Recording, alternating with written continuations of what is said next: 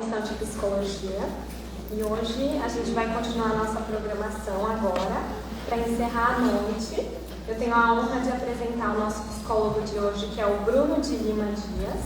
Ele é psicólogo formado pela Unesp Bauru, pós-graduado no curso de especialização em saúde pública com ênfase em urgência e emergência pela Unifesp, também no curso de especialização em psicanálise clínica pela UAM. Atua na psicologia clínica a partir da psicanálise e psicologia preta. É CEO e fundador do Instituto BI, plataforma de terapia online com foco nas comunidades negra e LGBTQIAPN+. Atua na psicologia hospitalar, comunitária e paliativa no HLV-JS, onde faz atendimentos domiciliares. Hoje o Bruno vai apresentar uma palestra para nós sobre psicologia hospitalar, atravessamento de uma clínica racializada e plural.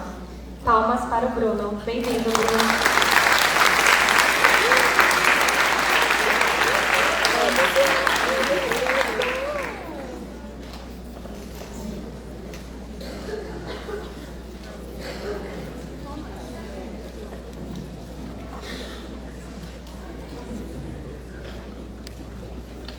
Oi, gente, tudo bem?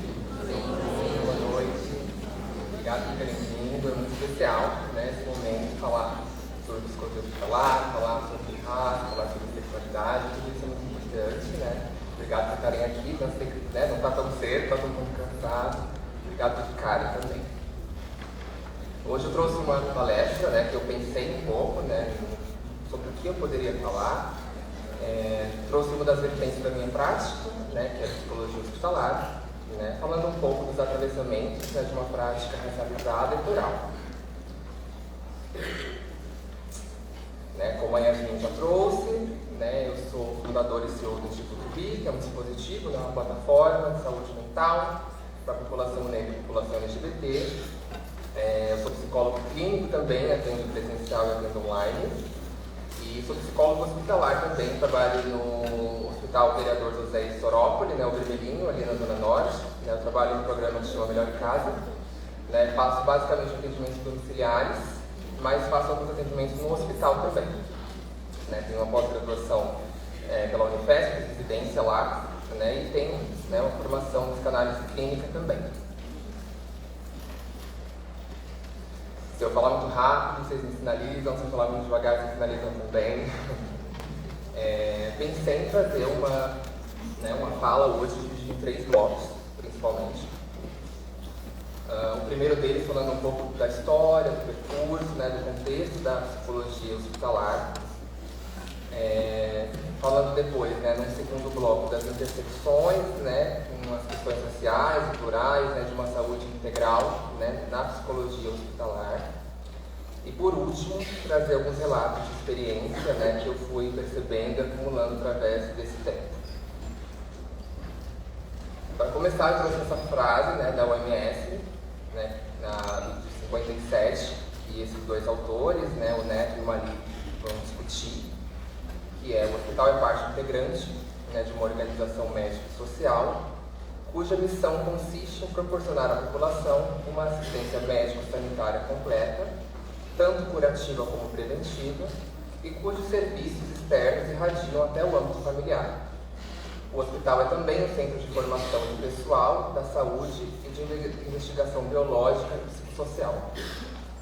Acho que essa frase traz um pouco, né, do hospital enquanto um dispositivo de saúde, né, uma instituição, né, e a gente vai entendendo que as instituições, né, são modelos, né, de controle, de cuidado, né, de sociedade.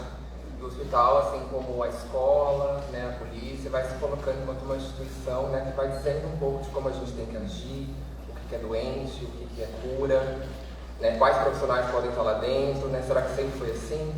Será que, né, houve algum contexto, né, no sentido de que, né, esse ambiente foi mudando? Né, eu acho que essa frase fala um pouco, né, de que o hospital é esse lugar de cuidado. Depois eu trouxe um pouco, né, da psicologia no hospital, né, trazendo um pouco do contexto histórico, né. A psicologia no hospital ela se dá a partir ali do século XIX, né, com um hospital nos Estados Unidos, que primeiro, né, se colocou de alguma forma esse profissional, né, responsável pela saúde mental nessa instituição. Ainda não era como psicólogo que a gente conhece hoje, né, parte de uma equipe, né, interdisciplinar, uma equipe multiprofissional, mas já era ali algum profissional, né, atento a esse cuidado, né, aos humores, né, como alguns teóricos, alguns filósofos trazem. Com o tempo, né, foi se estruturando alguns laboratórios, né, nessas unidades, nesse hospital principalmente, né, que é McLean, se eu não me engano o nome dele, né, e com esses laboratórios, né, a área em si foi se construindo e foi se expandindo, né, ao longo do tempo. Trouxe aqui um breve contexto histórico, né, da psicologia hospitalar no Brasil, né, e diferente dos Estados Unidos, né, que é ali mais ou menos no século XIX, no Brasil ela chega mais ou menos no século XX, na primeira metade do século XX, né, ali com esse profissional, né, que ainda não era regulamentado, né, mas com esse profissional que de alguma forma atuava, né, cuidando da saúde mental, que também ainda estava sendo descrita nesses lugares, né, nesses lugares de cuidado. Na verdade, nesse momento ainda não era cuidado, né? Os hospitais, né, eles vão se transformando, vão se reconstruindo, né? Quando na segunda metade do século XX, né, no XXI, mas nessa época ainda era uma espécie de depósito, né? Os hospitais, inclusive, eles eram distantes dos centros, né, para que as pessoas elas fossem isoladas, elas fossem excluídas, né? E a gente sabe que não é todo mundo que está nesse processo de forma igual, né? Que existem algumas desigualdades sociais, né? Que vão dizendo quem é que tem que estar nesse lugar de depósito, né? E quem não. Também trazendo, né, nesse contexto da psicologia no hospital, na década de 70, né? Que, né, vai aumentando o número de profissionais, vai aumentando, né, a amplitude dos debates. Na década de 70 também existe a entrada, né, da Belks, né, que é uma das principais, né, teóricas profissionais da psicologia, e ela, né, constrói um serviço, né, aqui em São Paulo, num hospital de renome, e começam as discussões, né, do que seria então a psicologia hospitalar. Né. Num terceiro momento, né, assim que a psicologia é regulamentada, né, em 62, a psicologia hospitalar começa a tomar forma e ganha um curso, né, nos anos 70, seu primeiro curso de especialização. Né. Desde então, o século XX, assim, de alguma forma, foi né, um núcleo de grandes discussões sobre o que seria a psicologia hospitalar, o que seria esse contexto, né, que profissional é esse, né, que está inserido nesse ambiente. Mas de alguma forma, né, foi um século ali que deu início, né, ao que a gente conhece hoje, né, como hospital, como profissional. Trazendo um pouco, né, do psicólogo, né, e hospitalar, né, nas discussões mais atuais, né, o que seria esse profissional, né, o que ele faz, né, de onde ele vem. Pensei um pouco na minha prática, né, para pensar, né, tentando refletir do que seria interessante trazer nessa fala e trazer um pouco sobre prática, ajuda a gente a entender, né, o que um profissional dessa área faz. No SUS, né, nas regulamentações, nas políticas, a gente tem que existem três principais regimes de cuidado, né, a atenção primária, a secundária e a terciária. A atenção primária seria a UBS, né, as Unidades Básicas de Saúde. A secundária, né, um nível um pouco mais especializado, como CAPS ou alguns ambulatórios, por exemplo, de ambulatórios cardiológicos ou de câncer. E no terciário, já com mais tecnologia, os hospitais. Né. Hoje em dia já até se fala em um nível quaternário, né, que são hospitais super especializados, né, de extrema tecnologia. Não existem muitos no Brasil, mas já existem alguns. Né. O Hospital São Paulo, que é onde eu fiz residência, é um hospital quaternário. É um hospital que tem mais ou menos umas 10 áreas, né, diferentes, né, e todas vão se conversando, né, e vão se construindo enquanto, né, pertencentes desse cenário hospitalar. O hospital, então, ele se encaixa, né, nesse lugar terciário da saúde, né, com mais tecnologia. Então, né, será que precisa de um profissional nesse contexto? Né? Será que precisa de um hospital, né, de um profissional no hospital que cuida do doente.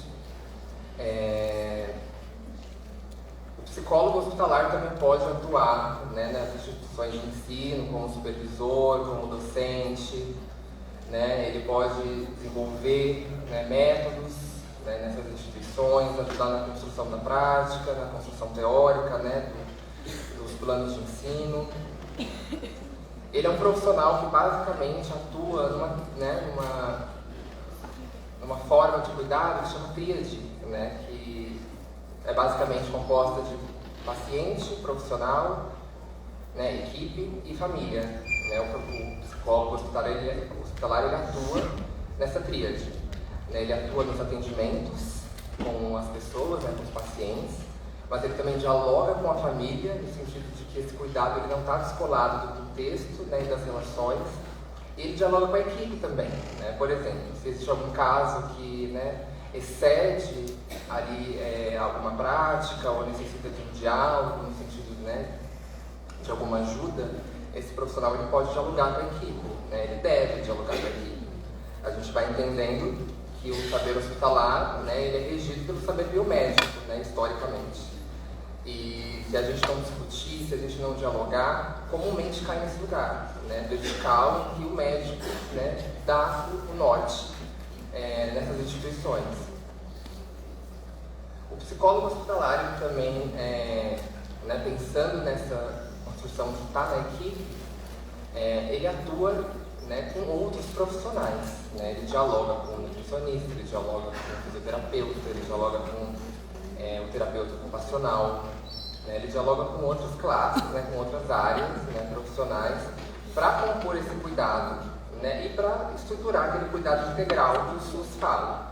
Né, uma das diretrizes, né, do SUS de cuidado é o cuidado integral, que você percebe um sujeito complexo, né, que está inserido no contexto, está inserido nas relações, está inserido na história, e você cuida a partir desse lugar. Né? Você não entende o sujeito de um lugar setorizado, você entende ele, né, de um lugar complexo, multifacetado, né, interseccionado. Por exemplo, se esse sujeito ele é uma pessoa preta, se esse sujeito é uma pessoa com deficiência, se esse sujeito, por exemplo, é uma pessoa indígena, uma pessoa, né, LGBT, né, existem especificidades que precisam, né, ser cuidadas, ser observadas, né, serem resistidas de alguma forma. Esse é um profissional, né, que na prática, né, ele está ali nessa tríade, né, nesse dispositivo que é o hospital, né, e ele está, por exemplo, avaliando, né, ele está estudando, ele está observando, né, ele está nesse cuidado como uma parte ativa dele. Né? O psicólogo ele não só observa, né, ele também constrói saber, ele também dialoga, ele também propõe, né, então esse é um profissional ativo também. E, em relação a esse tópico, né, eu penso que, né, que como um profissional ativo, ele é um profissional que pode propor novos métodos, ele pode propor uma ciência, né, que faça sentido para aquela população, para a história dele, né, é um profissional que escuta. Né.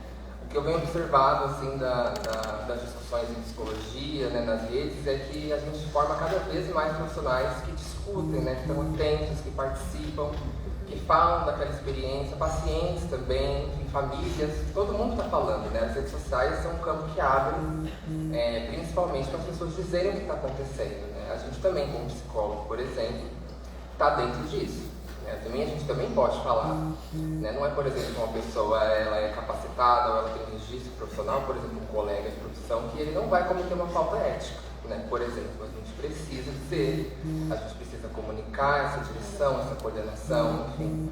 O profissional da psicologia é um profissional que está na instituição, mas ele está num lugar diferente, no sentido de que ele atua com vários campos dessa instituição. Trouxe agora, né, pensando um pouco no psicólogo dentro do hospital, né, alguns tópicos sobre a evolução, né, de como é que foi o psicólogo no hospital no decorrer do tempo. Pensando naquele saber biomédico, né, em que o médico dá o norte, né, em que o hospital vai se constituindo ao longo do tempo ao redor do médico, né, e todo mundo que não está nessa área, né, é um apêndice, está distante, né, não tem voz. O cuidado, de alguma forma, né, ele vai saindo desse lugar, né, de doença, né, de diagnóstico, e vai indo, né, para um lugar, né, de uma saúde, né, holística, em que, né, você se atenta à prevenção, você se atenta à pós-venção, você se atenta à família, você dialoga, por exemplo, com a UBS, né, com as unidades básicas de saúde, você dialoga com, né, com alguma rede desse paciente, né. Um profissional da psicologia atualmente é um profissional plural, né? Ele não está preso, por exemplo, no diagnóstico clínico daquela pessoa, ele vai além. As intervenções também, saúde no geral, né? Acho que esses tópicos eles refletem a psicologia, mas eles refletem né, as áreas da saúde como um todo. O cuidado, por muito tempo, ele foi focado na cura, né? Na retirada daquele mal, daquela doença. Mas, né, algumas discussões foram acontecendo, né, algumas teorias foram sendo construídas, né, esses sujeitos foram sendo colocados de forma participativa, né, protagonista do cuidado, e aí essas discussões foram mudando um pouco. Né. Esse lugar da cura, né, ainda acontece, as pessoas ainda precisam ser curadas, mas não só. Né, a gente pode estar atento em outros momentos, né, do processo de saúde e doença dessa pessoa, dessa família, e o profissional da psicologia ele está em todos esses momentos. A gente sai desse lugar do individual, né, que também acontece, também é presente, e, né, acrescenta ele, intersecciona ele, né, com um lugar coletivo, com um lugar familiar. Né. A gente vai entendendo que os sujeitos eles estão inseridos no contexto que eles moram, né, numa história de vida, numa história, né, de país. Né. Se a gente pensa no Brasil, por exemplo, a história do nosso país é bastante específica. Né. Há pouco mais de 200 anos, né, que as coisas mudaram, né, mas isso tudo precisa ser considerado. Né. Será, por exemplo, que a gente percebe que as pessoas que estão acessando esse serviço, elas são iguais? Será que elas têm especificidade? Será que a gente trata todo mundo da mesma forma? Acho que esse tópico ele fala um pouco sobre isso, né, quando a gente intersecciona o individual com o coletivo, a gente coloca esse sujeito como, né, parte de uma história. E por último, mas não menos importante, eu trouxe esse tópico, né, com esse palavrão, né, da cis branco, normatividade, para pensar um pouco esse lugar da norma, né, de como esse lugar da norma também incide nas instituições, no hospital, né, principalmente, né, e que a gente vai tendo um modelo de sujeito, um modelo de paciente, né, um modelo de equipe, um modelo de gestão. Né. Se a gente pensa, por exemplo, né, como seria um gerente de um hospital? Né? Que imagem é essa que vem pra gente? Como seria a empregada desse hospital? Né? A diarista? Que imagem que vem pra gente?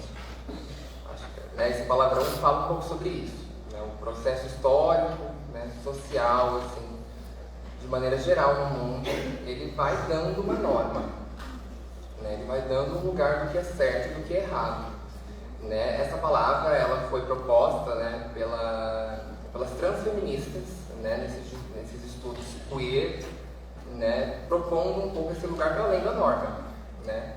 A gente nomeia, né, a cis hétero branca normatividade, mas a gente não para nela. Né. A gente propõe outros lugares, a gente dá nome, então, para as pessoas pretas, para as pessoas LGBT, para as pessoas indígenas. Né. A gente constrói lugares de escuta e de saber para elas também para além desse lugar da norma. Né, que também não dá para pensar que, né, por mais que a gente esteja discutindo cada vez mais nas redes sociais, por exemplo, né, na academia, que ele não funciona mais. Né, que a gente está livre dessas amarras, dessa norma, porque ela ainda acontece. Né. Aqui a gente entra no segundo bloco, né, a gente falou um pouco do contexto, né, de como o hospital foi se construindo, de como a psicologia foi adentrando, para entrar nesse segundo bloco, interseccionando de fato, né, o que o tema da palestra de hoje traz, né, que é essa intersecção com as questões raciais e plurais, né, no sentido dessas outras teorias que vão se colocando, né, como parte, né, do cuidado, do saber, da ciência, né, questionando e tensionando um pouco essa norma, né, esse lugar ideal. Trouxe aqui uma pergunta, né, para a gente pensar um pouco, né, como que o colonialismo, né, e o eurocentrismo, né, que é aquele movimento de colocar, né, o saber europeu, né, hegemônico como certo, influenciaram as práticas iniciais, né.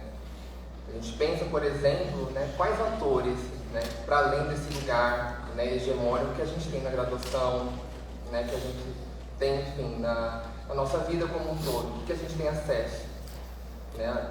Fico pensando que as redes sociais elas vão, de alguma forma, trazendo, né, outras perspectivas, né. A gente consegue, por exemplo, ter, né, movimentos como esse de hoje, né, com temas diferentes sendo discutidos, mas, né, de forma geral, assim como norma, né, que autores que a gente tem na nossa grade, né, que referências são essas que a gente tem na nossa vida, né.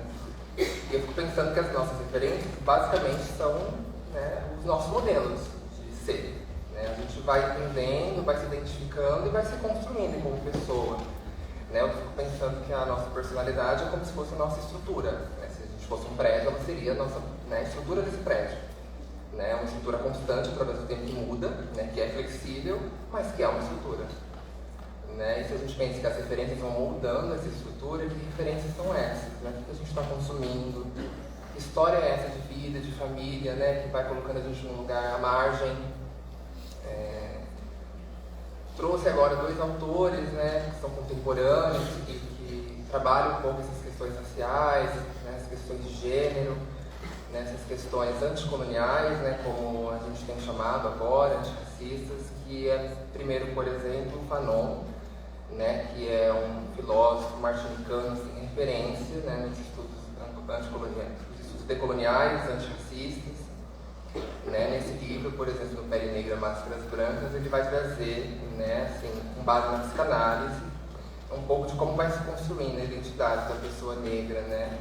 É num nível, né, de Américas, né, não é um contexto brasileiro, mas a gente se identifica porque é um contexto de colonização, né, que vai se construindo de forma parecida, né, em diferentes lugares do mundo. Fanon hoje é uma grande referência que ele vai funcionando, né, esse lugar da norma, esse lugar do certo, né, esse lugar do velado, né, do que é permitido para as pessoas negras. Né? Será que hoje a gente está livre do racismo?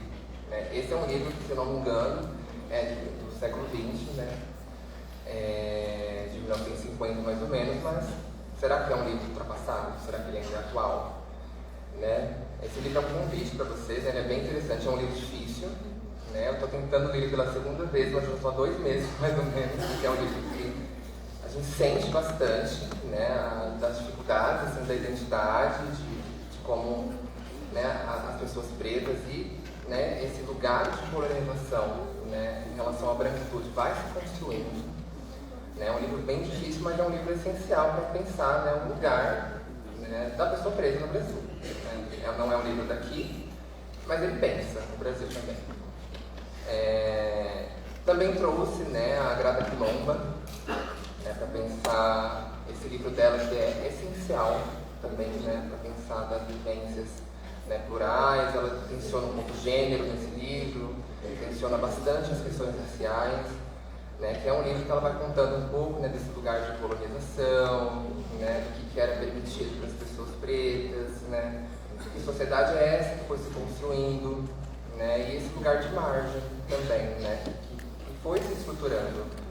Né, é um livro extremamente atual, né, de 2008, remonta, né, no período de colonização, mas que fala, né, que por mais que essas práticas elas acontecem, né, nos séculos passados, a gente ainda tem alguns resultados, por exemplo, na identidade, na personalidade, nas possibilidades, no acesso, na forma como a gente vê, né, as pessoas pretas de forma geral.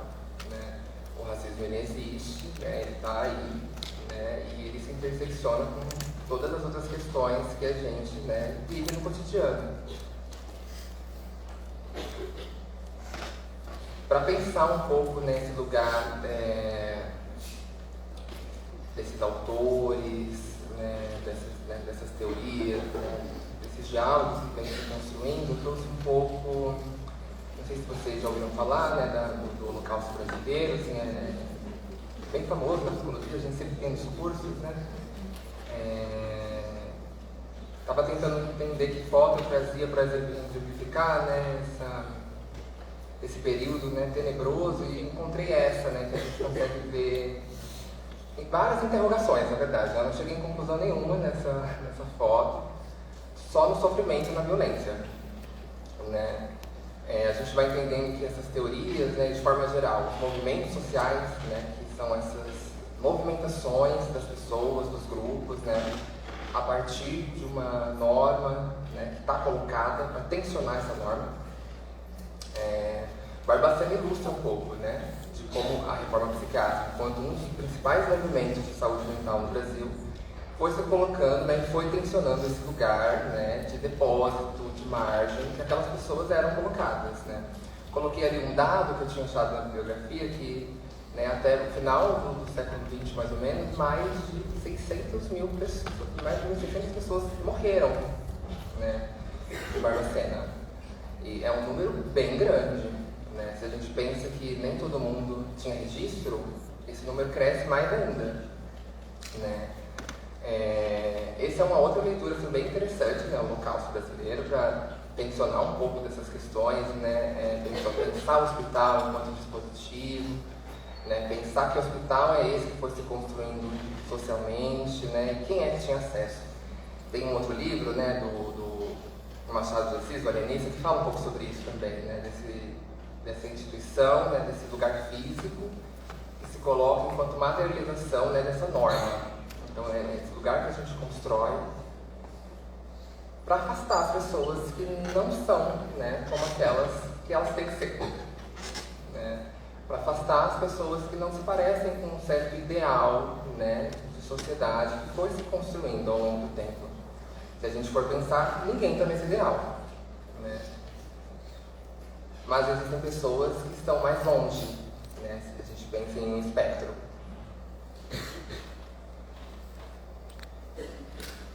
Tensionando essas questões, né, da importância dos movimentos, se a gente pensa, por exemplo, também nas vivências da epidemia de HIV, os movimentos sociais tiveram uma importância gigantesca.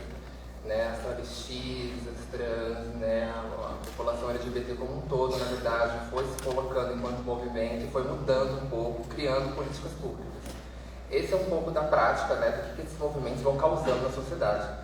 Incomoda, né, porque aponta uma ferida, aponta algo que machuca, mas proporciona, né, construir um novo lugar, um novo saber, um pouco mais acolhedor para as pessoas que estavam fora. Né. E a gente pensa, por exemplo, como eu disse, né, na reforma psiquiátrica, a gente pensa na importância do feminismo de forma geral, o feminismo negro, né, que traz diversas discussões com a sociedade, né, como um todo. A gente traz a teoria queer também, né, pensando em Judith Butler, por exemplo, né, tensionando essa questão do gênero como algo construído, né, tensionando a biologia das coisas. A gente vive um cenário bastante, né, difícil, na verdade, mas que se abre, né, para algumas novas possibilidades. O Brasil é extremamente tradicional. Né, às vezes a gente sente, né, acha que as pessoas aqui, né, como um todo, elas estão abertas para as mudanças, mas se a gente pensa no processo histórico do Brasil como um todo, né, nesses 500 anos, o que mais se teve foi revolta, violência, tensionamentos. Né.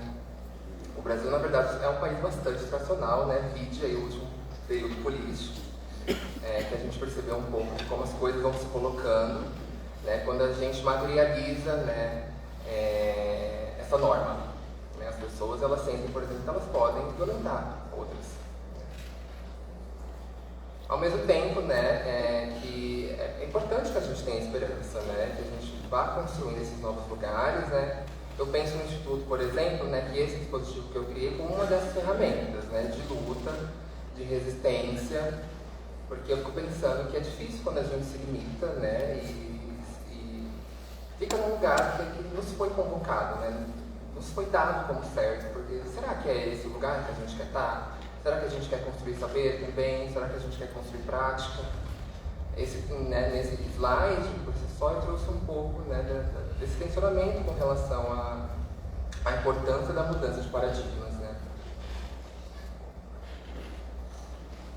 Quando a gente pensa, né, nesses movimentos, né, na importância né, em sociedade, a gente pensa que, né, as pessoas vão falando, elas vão se escutando, elas vão aumentando, né, os grupos vão se ampliando e a gente vai construindo políticas públicas, né, por exemplo. Pensando na psicologia, é muito rico, né, para a psicologia que a gente vá se deparando com outras teorias, com outros saberes, com outras visões de sujeito. Né, a prática da psicologia é uma prática, né, generalista. A gente tem na faculdade diferentes abordagens. Né, a gente tem na faculdade, por exemplo, diferentes perspectivas de sujeito, com um recorte, né, de que grade é essa, mas a gente pensa em um sujeito que é plural. Né, e quando a gente pensa em teorias plurais, a gente pensa, né, em uma certa equidade com relação, né, ao que é esse sujeito. A gente se aproxima, né, dessa definição de sujeito. É importante pensar que essas dinâmicas de poder e de opressão, né, elas criam marcas, elas criam feridas, né, mas que esses processos, esses movimentos de criar novos saberes, né, eles criam novas possibilidades para além dessas feridas. Né, e pensar, por exemplo, na importância da gente acolher essas outras teorias. A psicologia hospitalar, a gente pode pensar, por exemplo, que a gente consegue reconhecer naquele sujeito que a gente atende um pouco mais do que ele é, né? Reconhecer esse contexto como verdadeiro, né? Não duvidar, por exemplo, quando ele diz que está passando por alguma coisa, né? Reconhecer, por exemplo, quando ele tensiona algo para você, incluir outras perspectivas, trazer um pouco esse movimento. Pensando nesse modelo, né, de práticas inclusivas, né, a gente tem o SUS hoje que, né, na prática é um modelo lindo, assim, de saúde. A gente consegue perceber, assim, a participação do usuário, a gente consegue perceber, né, a voz para outras, para diferentes especialidades, né, a gente consegue perceber o foco no território, né, a gente consegue perceber também a discussão, né, o fazer de políticas em grupo, né, nas assembleias.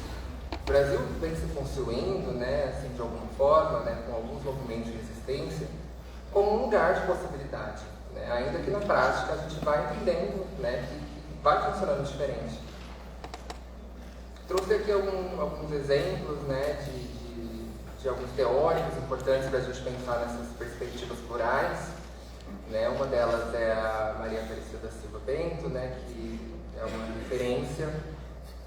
Né, se a gente pensa em racismo, se a gente pensa em psicanálise, se a gente pensa, né, sujeito, a tese de doutorado dela é uma referência, né, é incrível, assim, a forma como ela escreve, a forma acolhedora como ela vai trazendo um pouco a constituição das pessoas, assim como a Butler também, né, nesse tensionamento de gênero, né, é uma teórica, assim, essencial para a gente incluir, né, nesse lugar do que é o sujeito e como ele vai se construindo. A Neuza, né, Souza Santos também, né, o Tornar-se Negro dela, que é um outro livro de extrema importância, né, uma referência, vai falando um pouco, né, dessa identidade da pessoa preta, né, que vai passando por diferentes momentos, né, de exclusão, de invalidade, né, de não acesso, que isso vai marcando, né, vai marcando o discurso, vai marcando quem ela é. Né, uma pessoa que possivelmente pode ter questões, né, de autoestima, né, de fragilidade na personalidade. A gente vai entendendo que, né, o racismo, né, a LGBTfobia, na verdade, como um todo, né, vai causando danos bastante difíceis, assim, né, na pessoa ali que você escuta.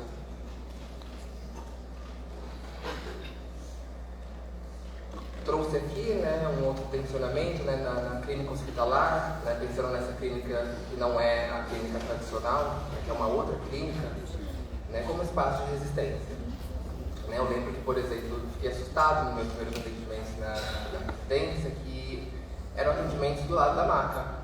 Né, eram atendimentos muito diferentes daqueles que diziam pra gente que a gente via na clínica escola, né, como modelo, assim.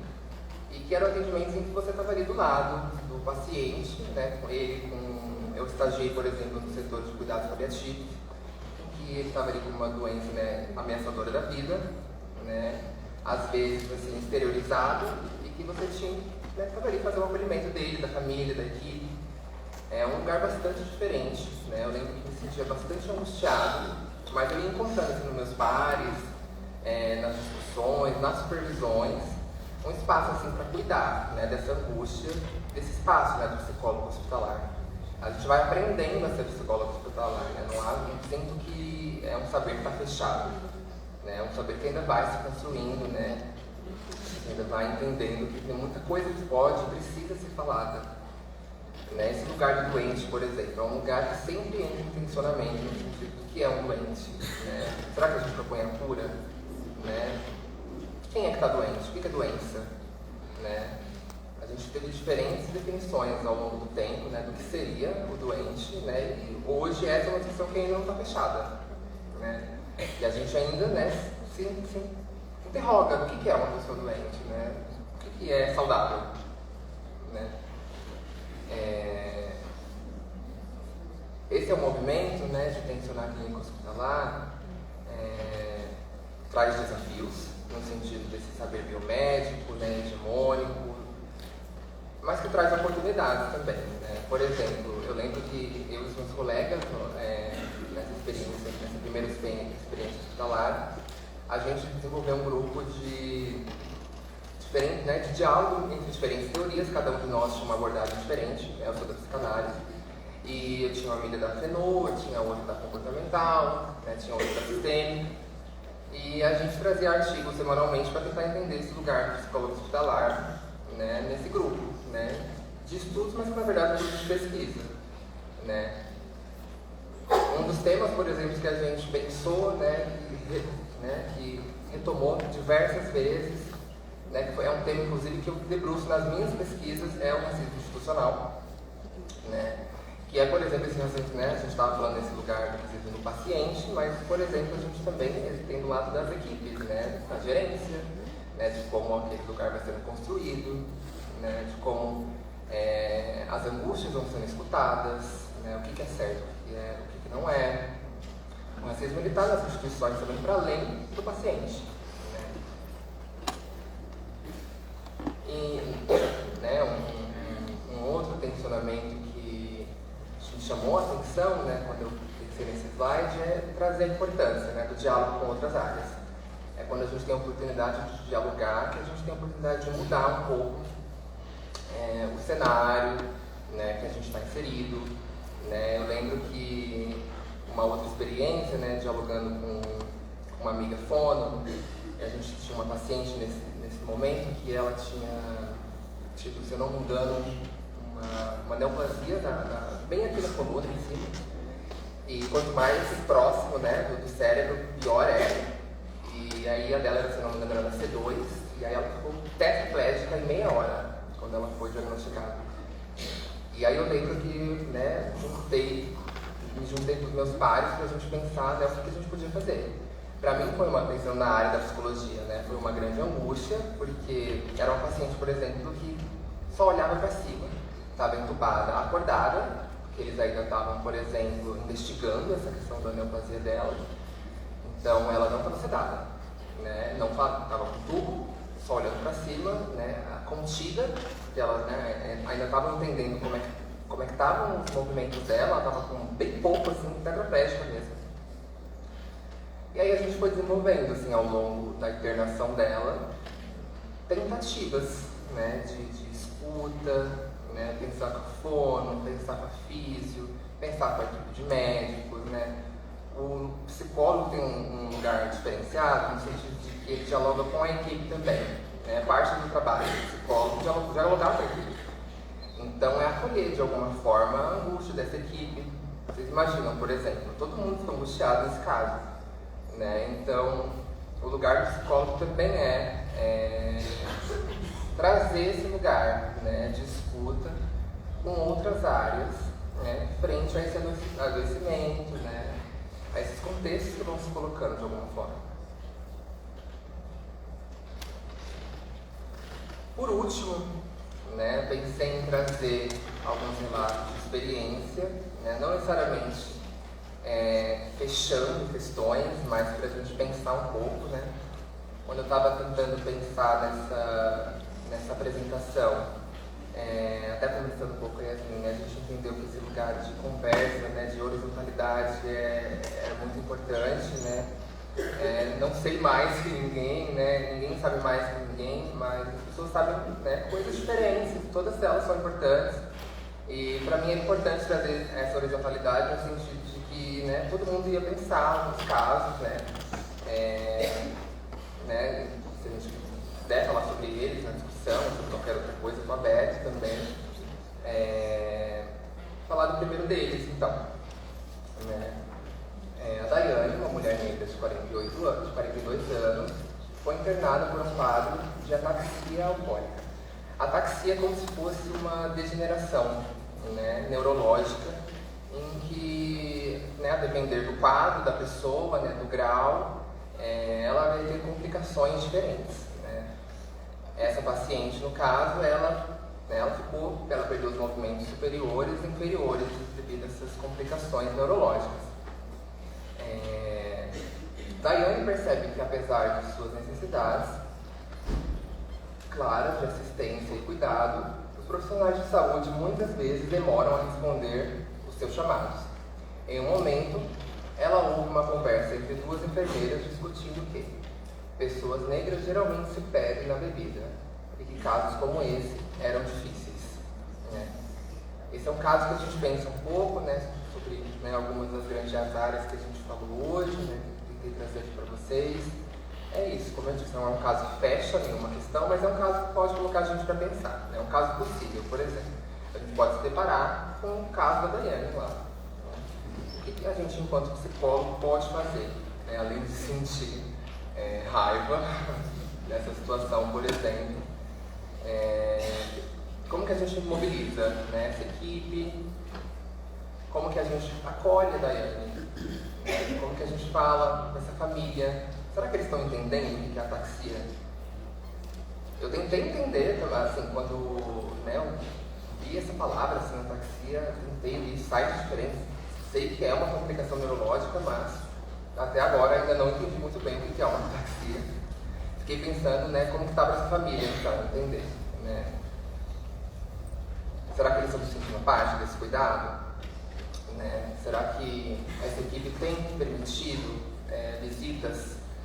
Essa é uma questão bastante complexa, né, das visitas. Né? Depois da pandemia isso mudou um pouco.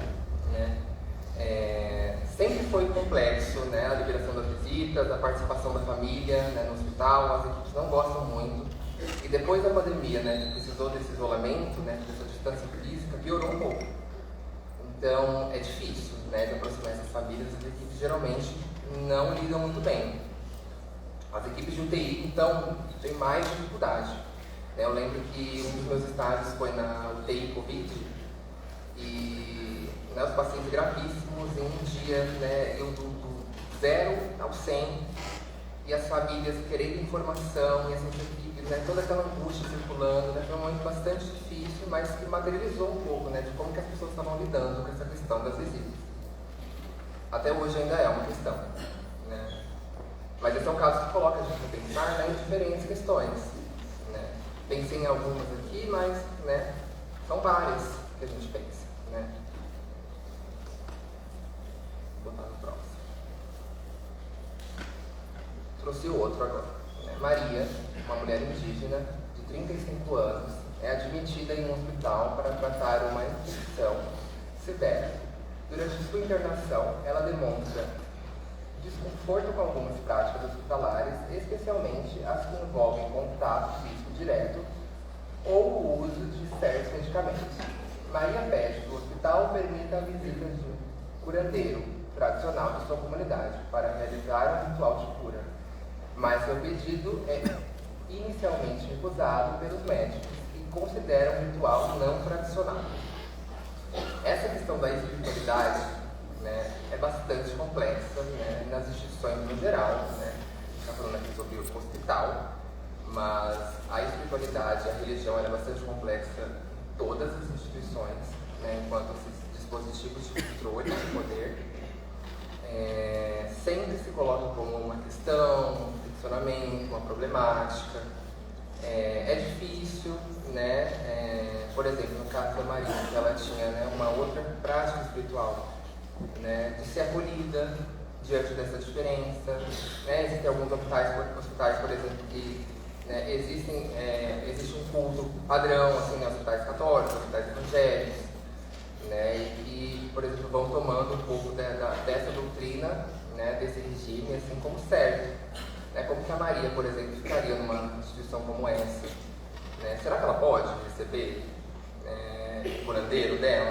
Né? Será que isso é certo? Será que isso é errado? Acho que esse caso ele coloca a gente para pensar um pouco nesse sentido. Me lembrou um outro caso, né?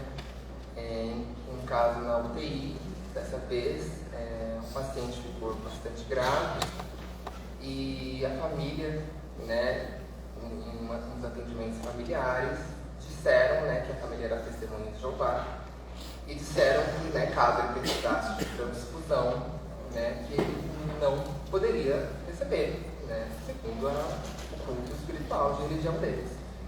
Eu lembro que eu levei isso para a equipe, né, e foi um tensionamento porque desafia, né, como assim o médico não pode dizer o que, né, tá certo, está errado, como assim a família diz, né, que não pode receber transfusão. Né? Esse caso da espiritualidade, né, geralmente causa tensionamentos. Né? A gente, enquanto psicólogo hospitalar, pode se deparar, né, com essas questões e pode se deparar, inclusive, com um pedido de manejo em relação a elas. Né? O que a gente faz? Né? Esse caso, né, coloca a gente para pensar um pouco nesse sentido. Trouxe um outro também, dessa vez Lucas, um adolescente trans, de 16 anos, é hospitalizado por uma cirurgia de apendicite. Durante sua internação, os registros hospitalares e os profissionais de saúde insistem em usar o seu nome de nascimento e pronomes incorretos. Apesar de ele e sua família terem comunicado repetidamente sua identidade e gênero, Lucas se sente invisibilizado e desrespeitado, levando a um aumento de sua ansiedade e relutância em interagir com a equipe médica. Essa questão dos pronomes, né, do gênero que a pessoa, né, nomeia nessas instituições pode ser uma questão também. Né? As questões de sexualidade ainda são, né, demandas abertas. Né? As pessoas ainda têm dificuldade de lidar, né, com as pessoas LGBT. Né? A norma também incide, né, nesse sentido. E esse é um caso que coloca a gente para pensar, né, que é possível, né? O que a gente pode fazer com o Lucas? O que a gente conversa com essa equipe? Né? Será que a gente conversa com a coordenação do hospital? Será que a gente conversa? O que a gente conversa com a família? Né? Como que estão essas questões de gênero do Lucas, né, no hospital? Né? E, o caso está dizendo que aumentou um pouco a ansiedade para ele. Né? Será que a gente pode fazer algum manejo nesse sentido? Né? Para entender as questões da ansiedade? Enfim, né? Esse é um outro caso que questiona para a gente o lugar do psicólogo hospitalar, né? Que atua na tríade paciente, equipe, família. E o que a gente pode fazer num caso como esse? Né? Por último, né, trouxe o caso do psicólogo, Carlos, psicólogo no hospital, que trabalha com uma equipe multiprofissional. Carlos é informado sobre o caso de André, um homem negro de 28 anos que foi internado devido a uma insuficiência renal aguda.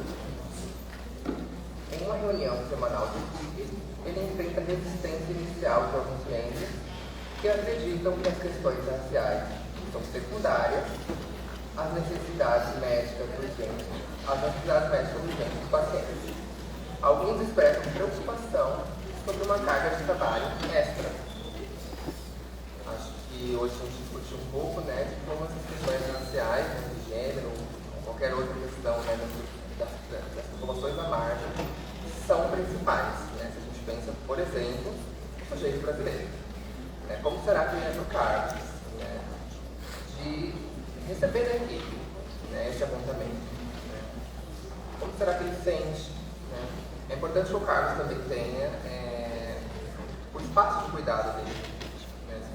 É importante que o Carlos tenha os pares dele, né? Que ele consiga dialogar, que ele saiba que ele pode fazer alguma coisa, né? Que ele saiba que, né, essa dificuldade da equipe é da equipe, né? Que pode ser trabalhada, pode ser mobilizada, mas que é algo de um outro, né?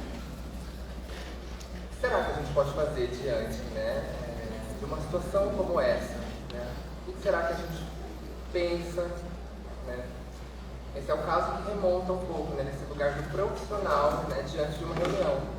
As reuniões, elas costumam ser, né, semanais, né, a depender da unidade, da instituição, mas sempre tem reuniões, né, na discussão de caso.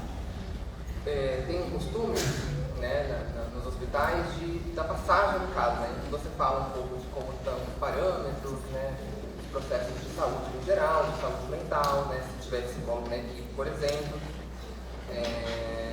de como está a rotina daquele paciente, né, de como foi o dia, né, de como foi a semana. Essas reuniões, né, são um espaço assim, bastante presente, né, da atuação do profissional psicólogo, né. São espaços que, a depender do setor, né, são espaços que são um pouco difíceis, né. O mais difícil, se eu não me engano, que eu senti foi no espaço de UTI, né, de discussão no espaço de UTI, porque, né, é uma emergência assim, bastante grande e mudanças recorrentes assim, no caso dos pacientes. E os profissionais, né, pela quantidade exorbitante de trabalho, eles são mais fechados, né. Então é um lugar que foi mais difícil assim, de adentrar de alguma forma, né. Eu fico pensando que o lugar do psicólogo é um lugar político, né. Esse lugar de discussão, de diálogo, né, é um fazer político, né, se colocar enquanto presente. Eu sempre converso com a minha par, hoje, né, no Bebelinho, onde eu trabalho, da necessidade da gente se colocar enquanto profissional, usar o que não nos é de direito, né, dizer o que a gente sente. Né, o lugar da psicologia não é um lugar, né, que está colocado para sempre, né, que está garantido. Né. Na verdade, se a gente pensa em todas as áreas que a lei da medicina, né, que geralmente tem, né, o seu lugar nessas instituições mais garantido, as outras são lugares conquistados, resistidos, né, que sempre precisam ser dialogados, sempre precisam ser tensionados, né, esse fazer, esse discutir, né, esse atendimento, né, esse diálogo na equipe é fazer político, né, e precisa, né, acontecer para que a gente continue existindo nas instituições, né, e de alguma forma a gente existe nas políticas públicas que entendam que, né, esse lugar integral da saúde envolve a saúde mental, né. A nossa prática também agir de alguma forma, né. Bom, pensei nesses casos como um todo, né, aqui trouxe algumas das referências, não, são todas as referências que eu usei, né, se vocês quiserem, depois eu posso passar. E é isso, deixei meu Instagram aqui, se vocês quiserem.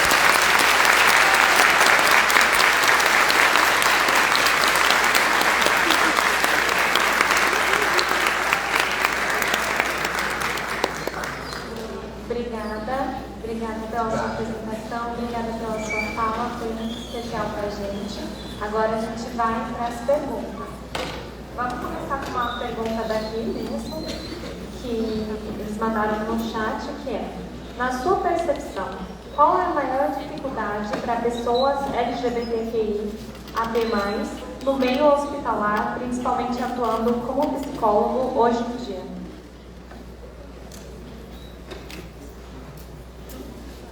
Eu acho que a dificuldade maior assim, que essas populações podem enfrentar, na minha prática, é essa equidade no diálogo, né?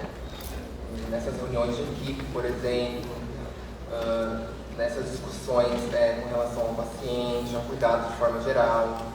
Né? Geralmente a gente percebe, né, um certo fechamento dos profissionais, né, dos outros profissionais, com relação a esse lugar que eles leem da gente. Né? A gente é lido a todo tempo, todo mundo lê todo mundo, né? Todo mundo presta atenção em todo mundo. quando a gente fala, por exemplo, né, de pessoas LGBT, né, os signos, né, são esses símbolos que compõem essas pessoas, não são favoráveis se a gente pensa historicamente. Né? A gente faz uma leitura que precisa ser racializada, precisa ser plural, né, no sentido da gente envolver essas novas discussões para entender que essas pessoas vão para além desse lugar, né, de margem, desse lugar velado.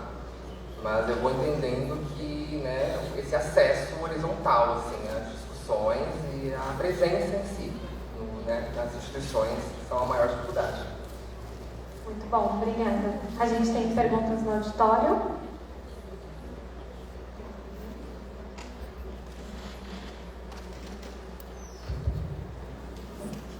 Olá, tudo bem? Boa noite, pessoal. Eu gostaria de saber como você lida, vamos dizer assim, com a transferência. Oi. Tudo bem? Qual é o seu nome? Meu nome é Bruno. Desculpa, nem me apresentei. Meu xará. É verdade. Como você lida, meu querido, com vamos dizer assim, a contra-transferência, com as questões raciais, as questões LGBT, PI, QA+, enfim, que você se depara no contexto que você trabalha, quando algo te pega, vamos dizer assim, como você lida com isso? Acho que primeiro, assim, eu levo para terapia, né? Sempre estou conversando, né, com o meu analista, assim, de questões do trabalho que de alguma forma me impactaram, né, de alguma forma me afetaram, né? Cotidianamente isso vai acontecendo. Estava até conversando com uma amiga esses dias que a gente nunca deixa de se afetar nos casos, né, de alguma forma. A gente vai construindo recursos, né, para, né, se distanciar daquela demanda, né, entender que aquilo ali não é seu. Mas eu não sei se algum dia, né, no decorrer da minha prática, eu não vou, né, me afetar de alguma forma, né. Ao mesmo tempo que eu sei que preciso cada vez me cuidar, né, de uma forma que faça sentido para mim, né, como por exemplo terapia, né, supervisão também, né. De alguma forma conversar com outros profissionais ajuda um pouco a movimentar, né, esse conteúdo, esse afeto, e ajuda, né. Nem sempre a gente deixa tudo lá, né, tem vezes que eu levo para casa, né, tento conversar, converso com algum amigo, né, algum pai, psicólogo, né, alguns casos, por exemplo, chamam a atenção, a gente leva, né, em espaços como esse, né, acho que no decorrer do tempo, né, a gente vai entendendo onde vai colocando, né, isso que a gente vai se afetando, mas de alguma forma em lugares de cuidado, é onde eu vou colocando, né, nesse lugar da boa transferência. Entendido, e obrigado por sua referência, viu, de verdade. Obrigado. A gente tem mais uma pergunta do auditório aqui embaixo. Tem uma aqui.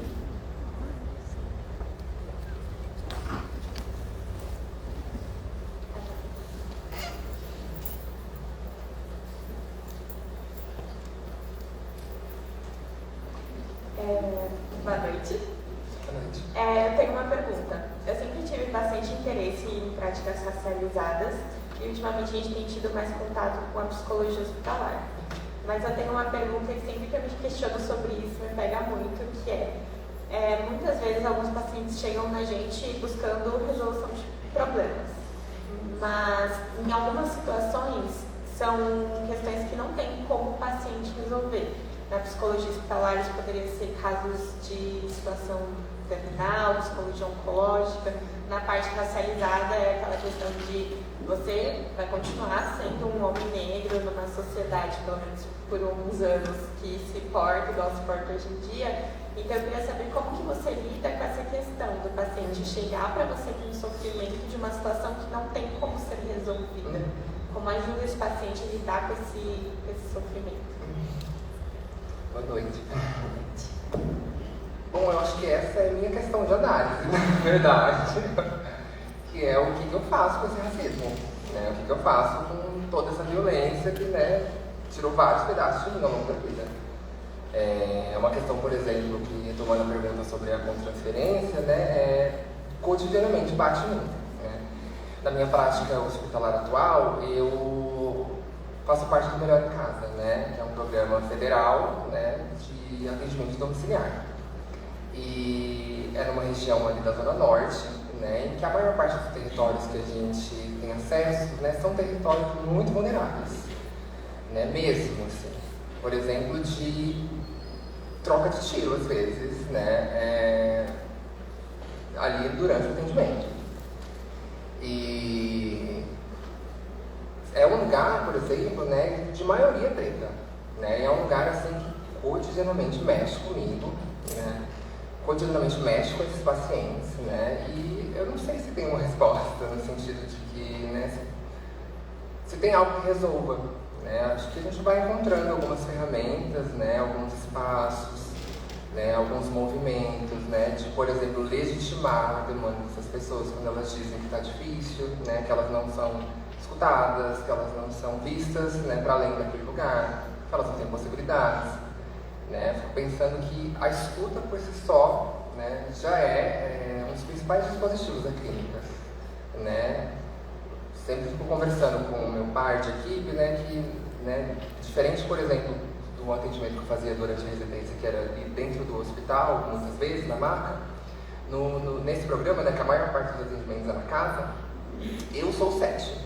Né, eu levo esse lugar da escuta, assim, né, esse lugar da legitimidade, assim, e, né, converso com aquela pessoa no sentido dela entender que o que ela está falando é uma verdade, né, que ela está inserida em um contexto, né, que não é culpa dela.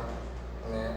Fico pensando que pontuações nesse sentido, de legitimar o racismo, de nomear ele, vão ajudando um pouco a pessoa a acolher, né, todo esse conteúdo.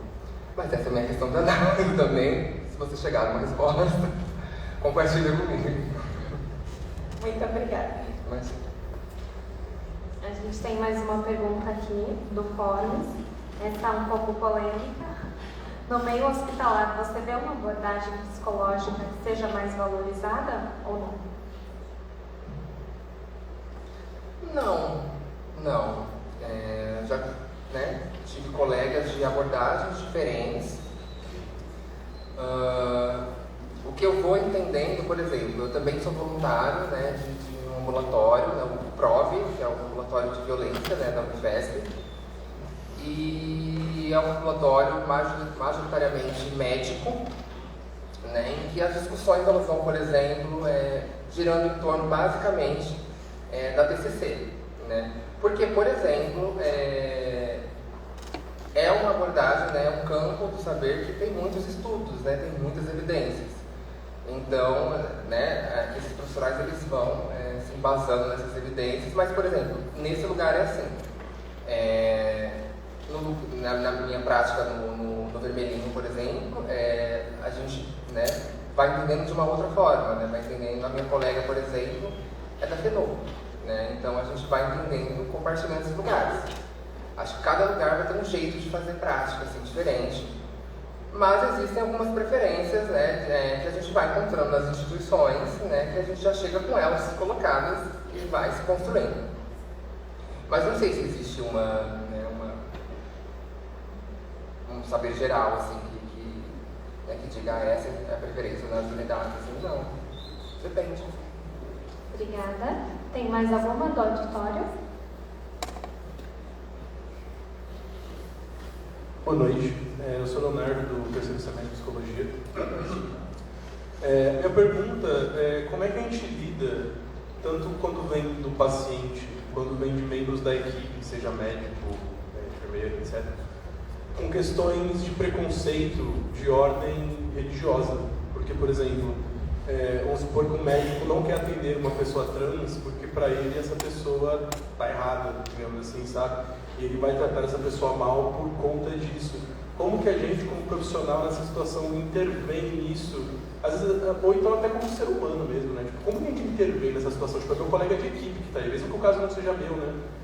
Meu colega de equipe está fazendo uma coisa que, pelo menos para mim, seria absurda. Ou então um paciente está tratando algum membro da minha equipe de uma forma negativa pelo mesmo motivo. Como que a gente lida com isso na prática?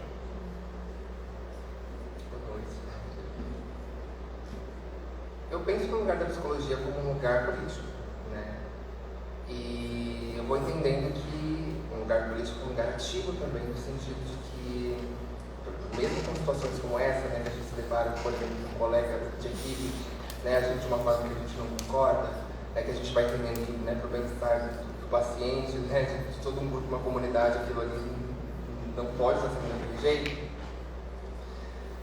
a gente pode dialogar, né, com essa pessoa.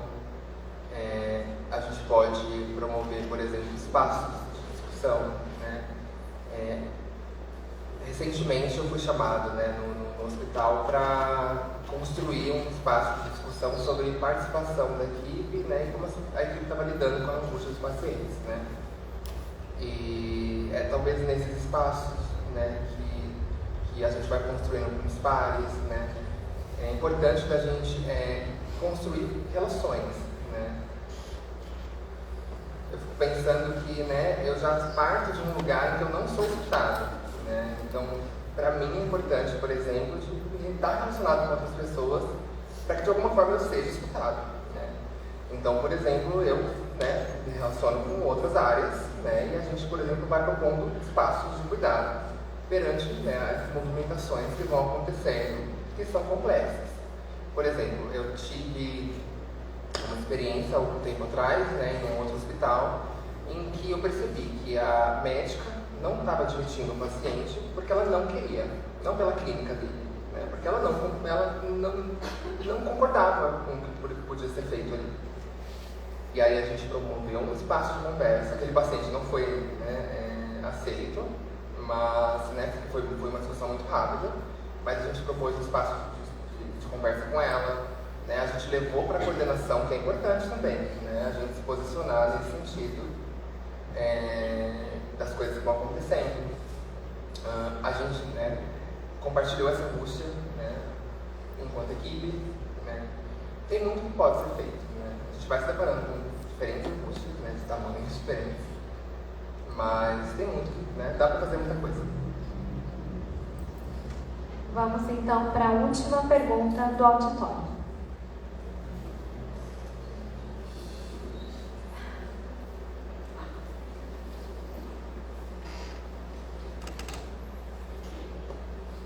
Boa noite, eu sou a Bruna. Você apresentou um caso sobre os pronomes, né? E eu queria perguntar, a gente tem muita relutância hoje em dia, tanto aqui da nossa geração como da mais antigas, de aceitar o pronome neutro, ou até mesmo chamar a pessoa trans pelo pronome que ela quer ser chamada. Eu queria saber como que você lida com isso dentro da sua equipe, se você vê um médico ou a equipe toda não querendo referenciar o paciente com o pronome que ele quer ser chamado, tanto neutro como o oposto que eles acreditam que a pessoa teria que ser chamada, como que você lida, como você faz eles, não faz deles, né? Ninguém pode obrigar ninguém, mas como que você tenta incluir isso e mostrar para eles que é importante e que tem que ser feito?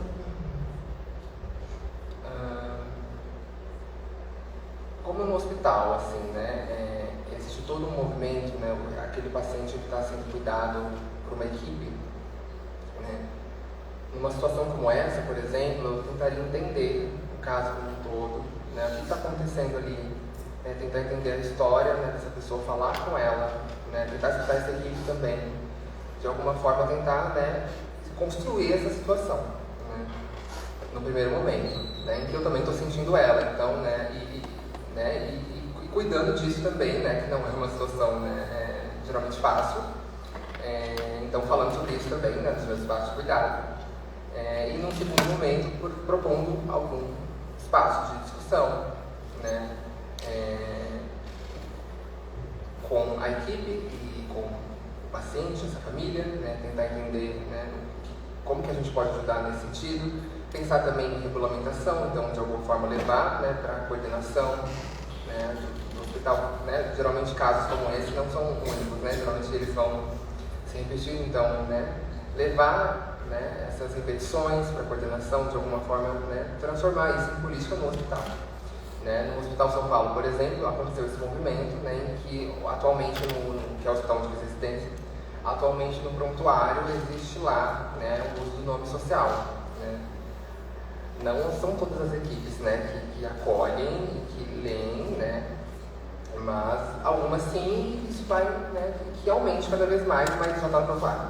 Né? quando a gente tá no documento, né, que virou uma política, daí toma um outro lugar, que agora é institucional. Né? Que é importante também a gente levar para a equipe, mas levar, né, para quem está organizando essa equipe também, né, quem está de alguma forma gerindo ela. Acho que eu vou fazer isso.